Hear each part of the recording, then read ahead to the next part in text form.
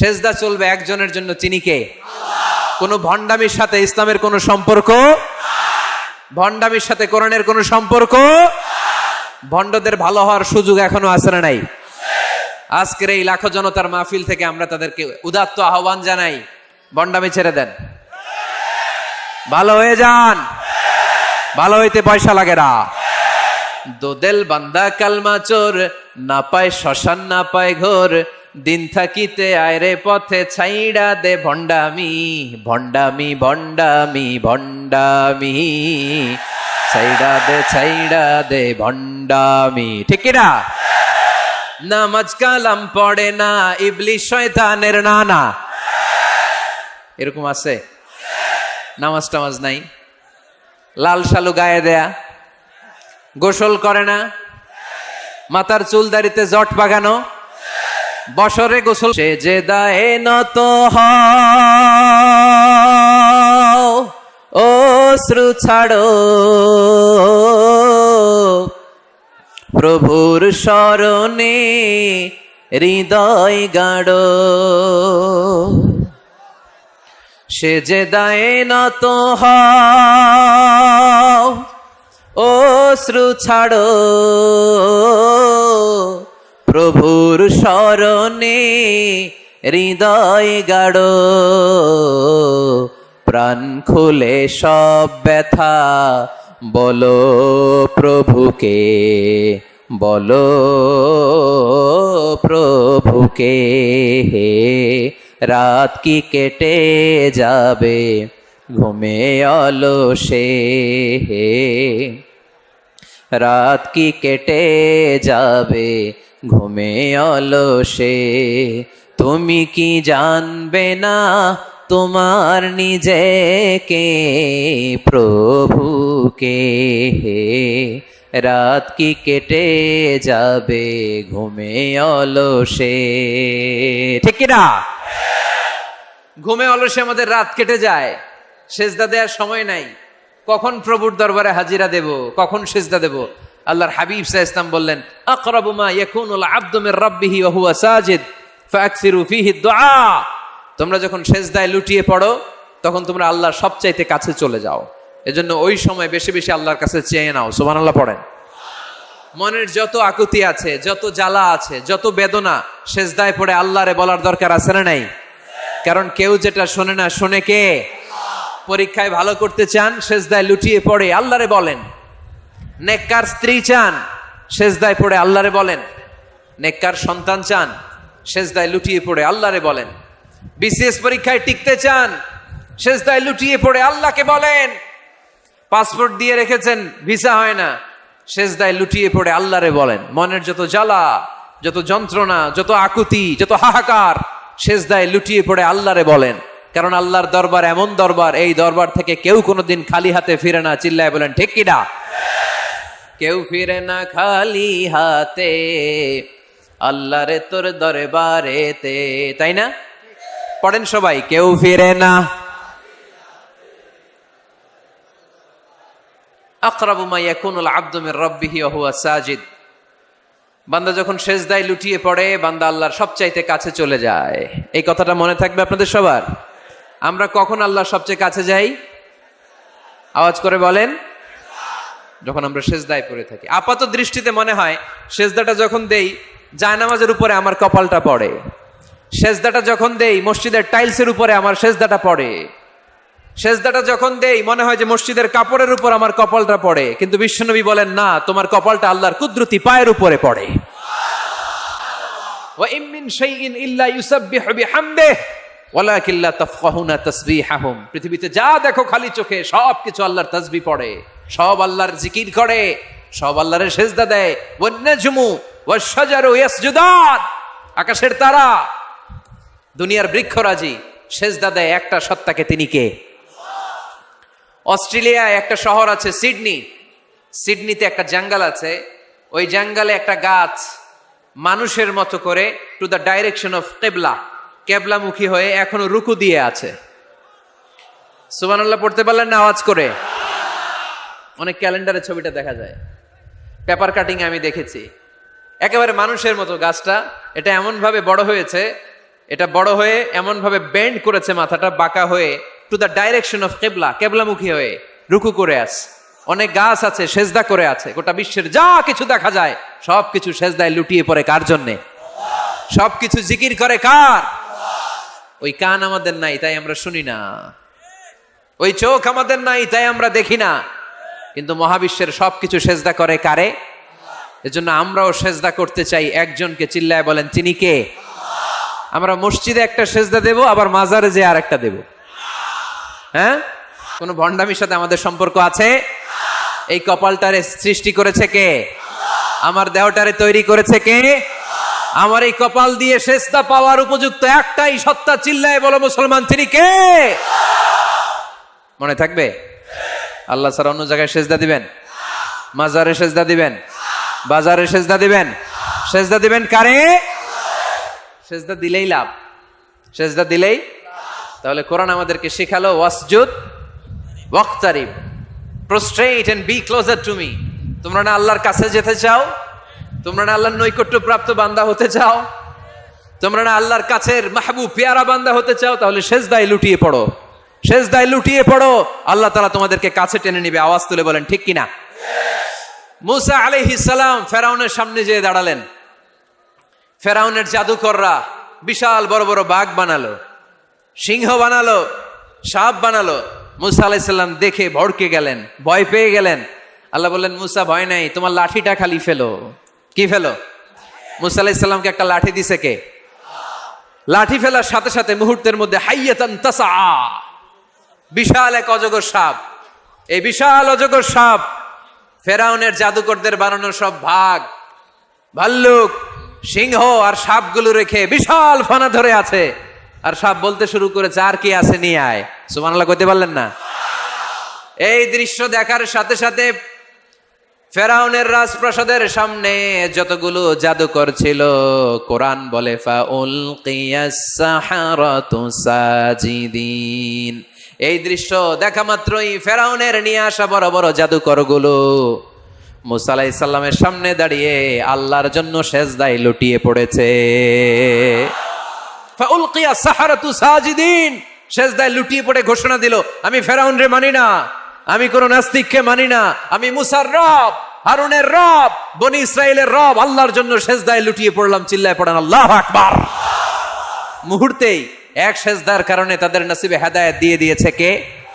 পৃথিবীর কেউ কাউরে হেদায়েত দিতে পারে? অনেক বাবা ছিল নবী, ছেলের কপালে হেদায়েত নাই, আছে না নাই? অনেক ছেলে ছিল নবী, বাবার কপালে হেদায়েত নাই, আছে না নাই? হেদায়েত দেওয়ার মালিক একজন, চিল্লায় বলেন তিনি কে? একটা সেজদা, একটা সেজদা, একটা সেজদার আদেশকে অমান্য করার কারণে ইবলিস জাহান্নামীদের সর্দার। চিল্লায় বলেন ঠিক কিনা?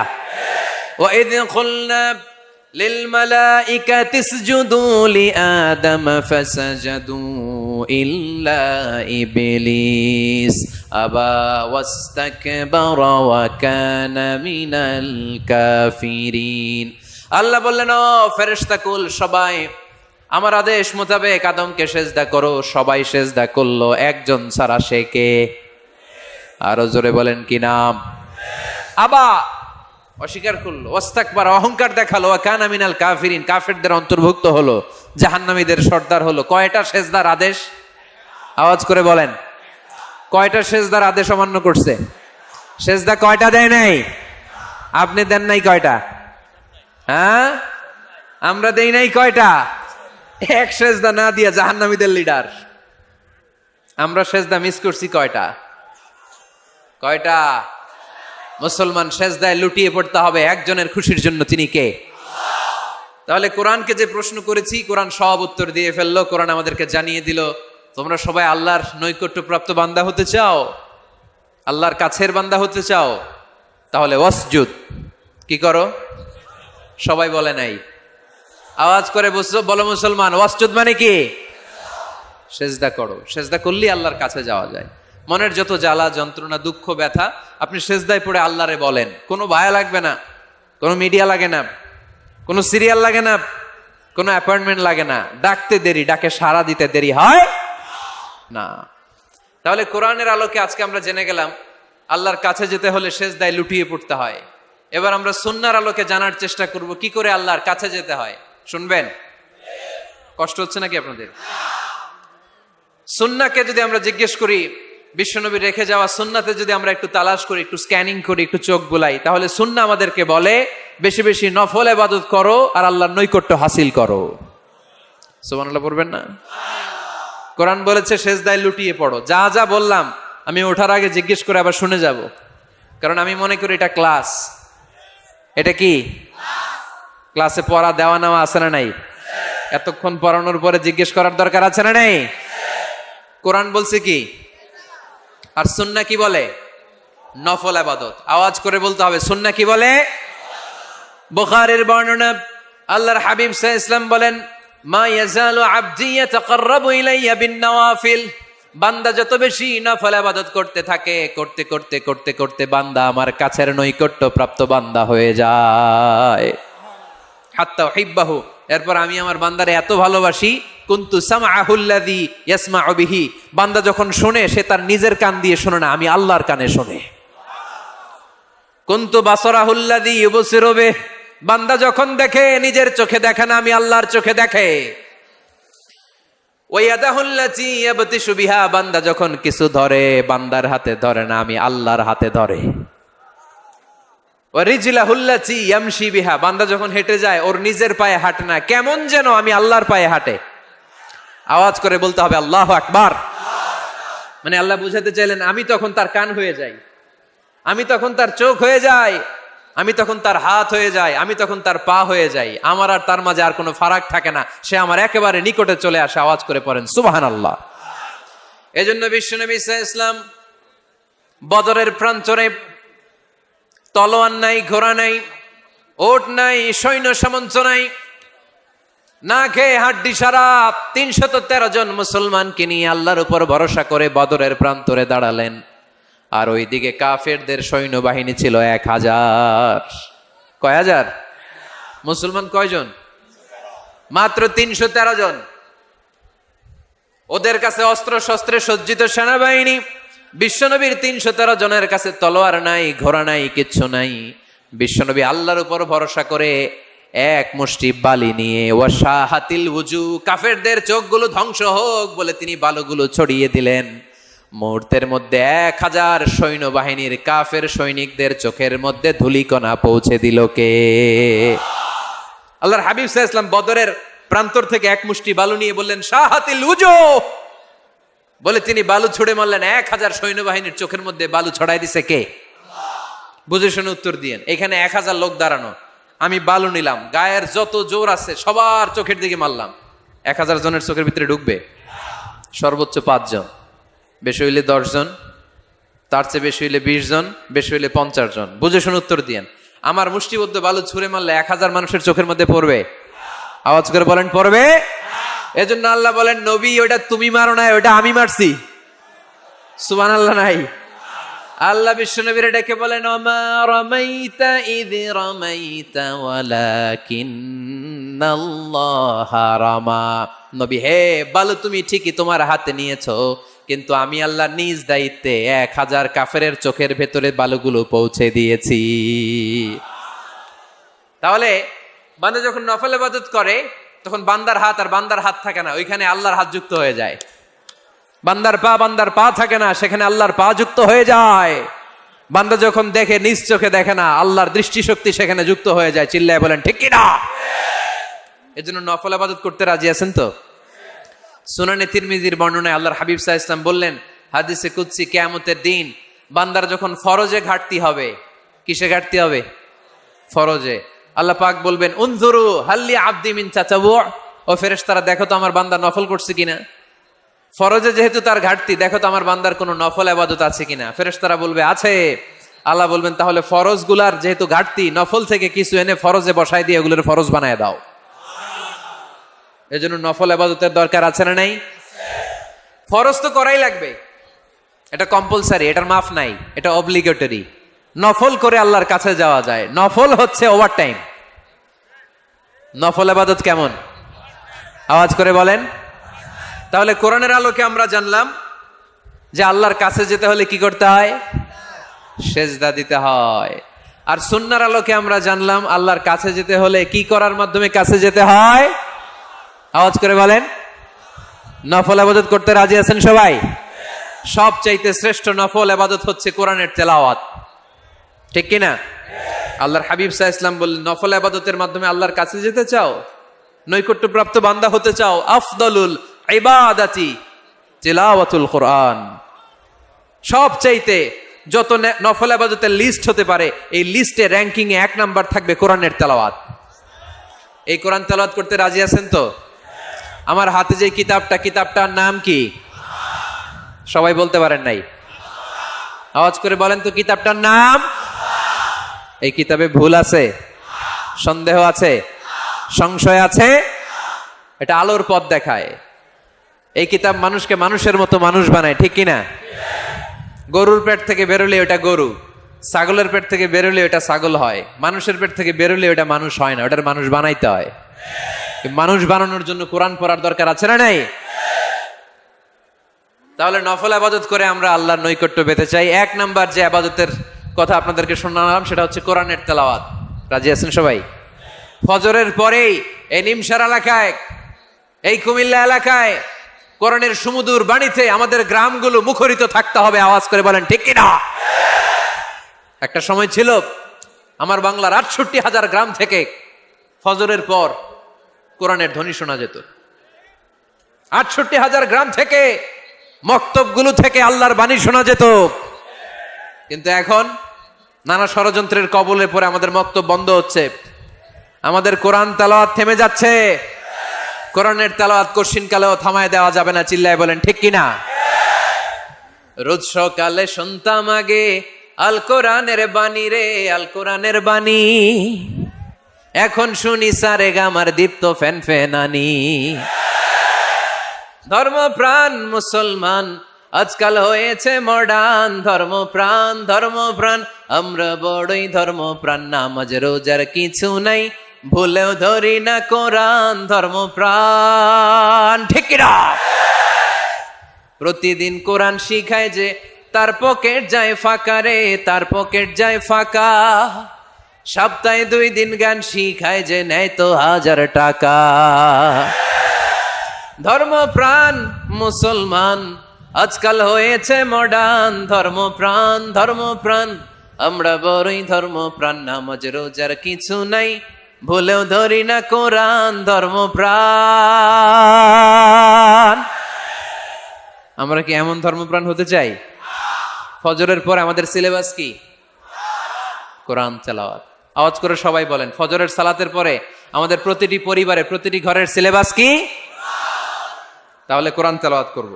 2 নাম্বার তাহাজ্জুদের সালাত পড়ব। কিসের নামাজ? হুজুর ফজরই পড়তে পারি না। ফজরই যে ফজর পড়ে তার জন্যই না তাহাজ্জুদ, ঠিক কিনা? ফজরই তো পড়তে পারি না, তাহাজ্জুদ করব কখন? তাহাজ্জুদ পড়লে আপনার মর্যাদা বাড়ায় দিবে কে? রাব্বুল আলামিন বলেন, ওয়া মিনাল লাইলি ফাতাহাজ্জাদ বিহি নাফিলাতান লাকা আসা আন ইয়াবআসাকা রাব্বুকা মাকামাম মাহমুদা। তাহাজ্জুদের নামাজ যারা পড়বে তাদের মর্যাদা বাড়িয়ে দেয় কে? কারণ ওই মুহূর্তে আল্লাহ প্রথম আকাশে নেমে আসেন আর ডাকে, আলা মিন মুস্তাগফিরিন আগফিরালা। কার ক্ষমা দরকার? ক্ষমা চা, ক্ষমা করে দেব। আলা মিন মুস্তাকসিন আকসুলা। কার খাবারের দরকার, পোশাকের দরকার, চাও দিয়ে দেব। চাও, কার কি লাগবে চাও, আমি দিয়ে দেব। এজন্য শেষ রাতের দোয়া আল্লাহ কবুল করে। এই যে রমজান আসতেছে না সামনে, কোন মাসে রমজান? এপ্রিলে। রমজানে তাহাজ্জুদ পড়ার একটা সুবর্ণ সুযোগ, কারণ সাহারি খাওয়ার জন্য তো ওঠাই লাগে। একটু তাহাজ্জুদের অভ্যাস করব আমরা। রাজি আছি তো সবাই? 3 নম্বর নফল ইবাদত হচ্ছে দোয়া। সবাই সবার জন্য দোয়া করব। অনেকে কয় হুজুর আমার দোয়া আমি করবো, ওরটা ওই করবো, এর লাগে আমি করুম কেন? আছে না নাই? না, এটা ভুল। নিজের জন্য করবেন, অন্যের জন্য করবেন। মা মিন আবদিন মুসলিম ইয়াদউ লিআখিহিল মুসলিম ইল্লা ক্বালা লাহুল মালাকু ওয়া লাকা বিমিসলিন। কোন বান্দা যখন তার ভাইয়ের জন্য দোয়া করে, ফেরেশতারা বলে, আল্লাহ এই দোয়াটা যে দোয়া করছে আগে তার জন্য কবুল করে নাও। আপনি দোয়া করলেন, আল্লাহ আমার ভাই অসুস্থ, তারে সুস্থ করে দাও। ফেরেশতারা বলে, আল্লাহ যিনি দোয়া করতেছে তার যদি কোনো অসুস্থতা থাকে আগে তারে সুস্থ করে দাও। তাহলে অন্যের জন্য দোয়া করলে লাভ আছে না নাই? দোয়া করতে জানে না অনেকে, দোয়ার আলোচনা আছে আমার, ইউটিউবে সার্চ দিবেন দোয়া, মিজানুর রহমান আজহারী পেয়ে যাবেন। ইটস অ্যান আর্ট, দোয়াটা একটা শিল্প। এটার মধ্যে চোখের পানি জুড়ে দিবেন, আবেগ জুড়ে দিবেন, মুহূর্তেই আরশের মধ্যে যে নক করবে। সুবহানাল্লাহ কইবেন না? চোখের পানির দাম আল্লাহর কাছে খুব বেশি। 2 ফোঁটা পানি, কি আপনারা বিরক্ত হয়ে গেছেন? আর 2-1 মিনিট বসেন। 2 ফোঁটা পানি আল্লাহর কাছে প্রিয়। আওয়াজ করে বলেন কয় ফোঁটা? 2 ফোঁটা। এক হচ্ছে জেহাদের ময়দানে রক্তের ফোঁটা, আরেক হচ্ছে অনুতপ্ত বান্দার চোখের পানির ফোঁটা। অনুতপ্ত বান্দা যখন অনুতপ্ত হয়ে কাঁদে, তার চোখের পানি চোখ বেয়ে নাকের ডগাবে মাটিতে পড়ার আগেই ওই বান্দার সব গুনাহ আল্লাহ মাফ করে দেয়। তাহলে প্রথমে কোরআন তেলাওয়াত, তারপর তাহাজ্জুদের নামাজ, তারপরে দোয়া, 4 নম্বরে জিকির। জিকির নফল ইবাদত, ঠিক কিনা? জিকির করতে করতে এই স্টেজের উপরে উঠে যাবেন আপনারা সবাই।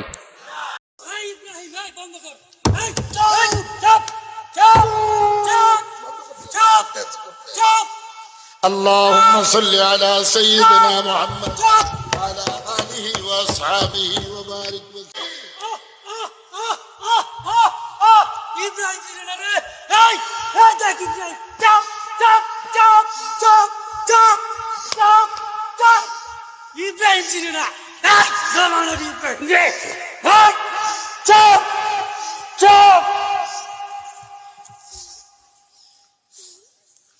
আমি আপনাদের কাছে পরিষ্কার বলতেছি, কিয়ামতের ময়দানে আমি কারি সাহেবের সামনে, আল্লাহর সামনে অডিনেট, আল্লাহ যদি আমার হুকুম দেয়, সেদিনে সমালোচনা করছে এই 2 আঙ্গুল দিয়া এদের ঠোঁটলা সিরা ফেলামো, সিরা ফেলামো, মানে নাই সিরা ফেলামো, একটারও ছাড়তাম না। 2 दिन का है ये दौलत खाना, 2 दिन का है ये माल खजाना, हुकमत पाकर भूल ना जा। পারবেন কারা কারা? হাত তোলেন। কত বড় সাহস দেখছেন? আমার উপরে বলে লাফায় উঠবে। বাঁশ আছে এই জায়গায়, বাঁশ। হ্যাঁ, না এটা করবেন না, কারণ ফাযকুরুল্লাহ কামা আল্লামাকুম, জিকির ওইভাবে করো যেভাবে আল্লাহ শিখিয়েছেন। আল্লাহ কিভাবে শিখিয়েছেন? ওয়াযকুরু রাব্বাকুম ফি নাফসিক। দেখেন, জিকির করার পদ্ধতি কোরআন থেকে শুনেন। মনে মনে করো, তাদাররুআন সবিনয়ে করো, খিফাতান ভীত বিহবল চিত্তে করো, দুনাল জাহরি মিনাল কওল অনুচ্চ স্বরে, বেশি আওয়াজ করে লাফালাফি করো না।